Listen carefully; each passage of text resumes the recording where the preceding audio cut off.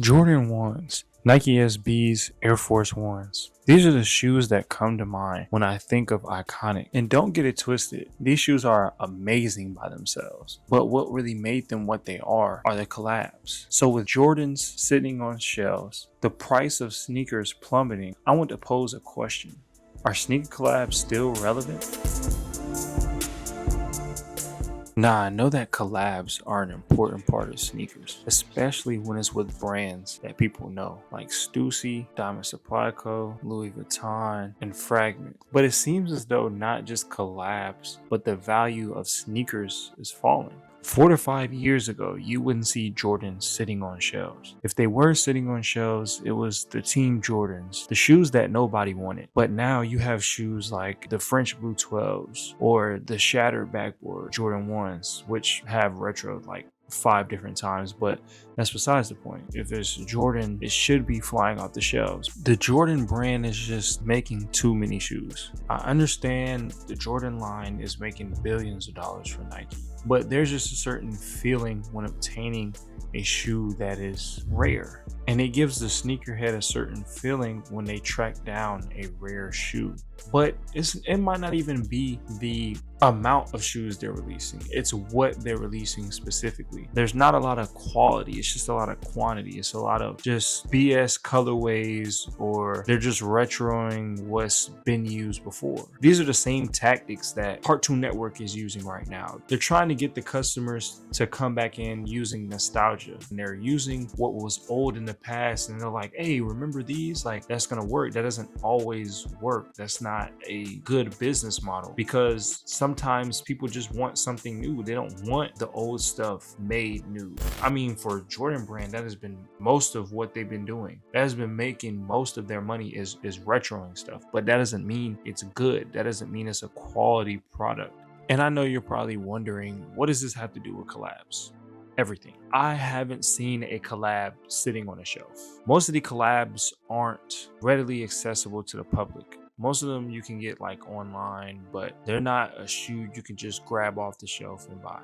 People are preferring a brand new collab or a collab with a shoe rather than a OG colorway being retro, because people like the creativity. It's more creative and has a better story to tell. I know some people aren't looking for a story, they're just looking for a cool shoe to wear. But when you see a cool shoe or a shoe that you think you want to rock that you don't really see anyone else has, and it is a collab, you actually want to know more about it. So then the story speaks for itself, and you're like, okay, great shoe, great story. Why not purchase this product? A great example of what I'm talking about is a shoe that I currently have, and it's the Jordan 12 Amami Air. Amami Air is a streetwear brand based in Atlanta. This is a collab that opened up a new avenue. They use materials that I've never seen. The quilted padding on the inside with the diamond stitching, the burgundy suede on the upper, the white leather on the outside, the Amami Air logo on the tongue of the shoe. It's just the little details that bring it all together. And the story behind the shoe was actually about Black women and how they influence society, culture, and community. And so I thought that was a great story. I mean, of course I didn't buy the shoe because of the story, but after buying the shoe, I learned the story, and I was like, oh, that's a great story. I seen they've been highlighting a lot of Black people with the Amami Air collabs because the creator of the brand is Black. But I think that the collabs are becoming more prominent and becoming more pieces of what people want to buy and becoming things that people want to see. They're tired of the same old Jordans, and they're just bringing them back. And even some of the new stuff that they come out with is kind of a little lackluster. And you can see from other sneakerheads, they'll tell you that the quality in the shoe has fell dramatically from what it used to be. But when they come together for a collab, it's a very high quality shoe most of the time. Especially with the Amami Air. You can see Amami Air with the Jordan 3s that they have. They got the same quilted padding on the inside with the suede and the little blue tab on the upper. I don't really prefer Jordan 3s, but I'll buy those. And I think they have some 4s with Amami Air too, but all the stuff with Amami Air has been quality. And it's been stuff that I've never seen Jordan really use. Like the materials I've never seen Jordan use. This is why sneaker collabs are so prominent. They are a breath of fresh air when drowning in a sea of mediocrity. This is the cure to the fast fashion model that Nike has been adopting.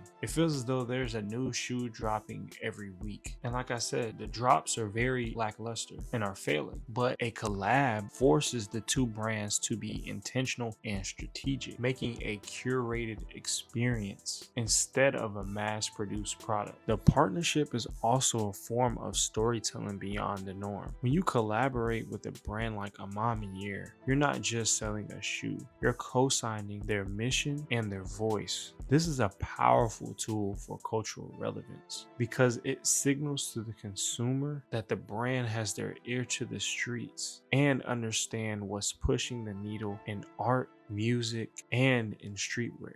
This is exactly why collabs with Travis Scott or Virgil Abloh do what they do. They're cultural movements. They impact the people in a way that a regular shoe cannot. Of course, Jordan was an icon, and when he dropped his first shoe, everyone went crazy. But this is very different. We're used to Jordans dropping. We're used to this hype around this sneaker. We need something more, and they have to outsource. They have to go somewhere else in order for that to happen. They need people that we know and love. People like Travis Scott, kids love him, and people love his shoes. Virgil Abloh, an amazing designer, amazing person. Rest his soul, but he made a lot of amazing things. He was the first black man as a creative director at Louis Vuitton, and he created the Air Force Ones. I'm pretty sure that might be one of the last projects he did before he died. I might be wrong, but it definitely had an impact, not just because it was Louis Vuitton. Of course, if he was still alive, they still would have went for probably the same amount of money, around the same amount of money, but it's so much more impactful when he's not around and he can no longer make those collabs. But I say this to say that collabs are very important to sneaker culture. They're important to people who like shoes and like to buy shoes. Like the Dior Jordan 1s, when those dropped, those went stupid. Those went stupid because it's a brand that a lot of people know, a very high-end brand. Same thing when Kanye did a collab with Louis Vuitton. Those went stupid. And so it just shows you that sometimes when you have someone else or some other entity helping the shoe and helping design the shoe or put money behind it or just something to do with the shoe, most likely designing it, it creates a better product for the people. Look at Nike SBs. These shoes were created for skateboarding, and they're probably one of the most impactful Nike shoes to ever do collabs. They probably have the most collabs and the most impactful collabs. They have the chocolate collab, they have the Skater Dies, they have the Strange Loves, they have the Grateful Deads, they have the Stussy's, the Diamond Supply Co., the Off-White. They've collabed with everybody. That shoe has had more collabs than Jordan shoes. Nah, I ain't gonna cap. They've been releasing way too many Jordan shoes. They probably have more shoes than. You can see SBs, they're intentional with their collabs. Because if you don't know, I mean, SB stands for skateboarding, but they went out on a whim. Before that, they were really a running shoe. Well, prior to Jordan, of course, the SB came later. But they were trying to do something new. They were trying to get involved with the culture more, and they didn't really know what to do. So they was just like, okay, we're gonna make a skateboarding line. They made an entire skateboarding line of shoes. That's why these are different from the actual Dunks. The Dunks are just pretty much a Jordan 1 look, but these are more quality shoe, and they have the fat tongue. That's mostly what differentiates the two. The fat tongue and the elastic band on the inside of the shoe in order to keep your foot in the shoe, made for skateboarding. And they had an entire crew of skateboarders that they recruited to promote the Nike SB. And so it worked. If they're not making, they're probably not making billions. They're definitely making millions of dollars off SBs now though, even though that a lot of people aren't even wearing them for skating. You see how the shoe that has probably the most collabs is probably the most popular now, because everybody's looking for something new.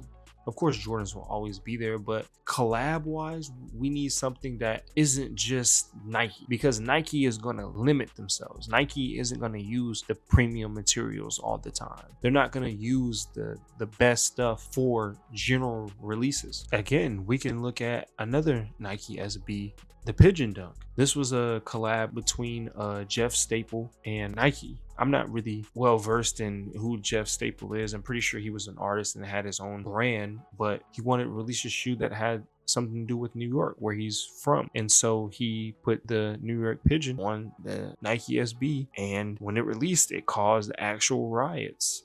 It caused riots. A shoe, just a shoe. And now that shoe probably goes for no less than 10 bands right now. It's because of the excitement in the collab. It wasn't the regular shoe. It wasn't a shoe Nike was just releasing. It was a shoe that somebody who was from New York had something to do with.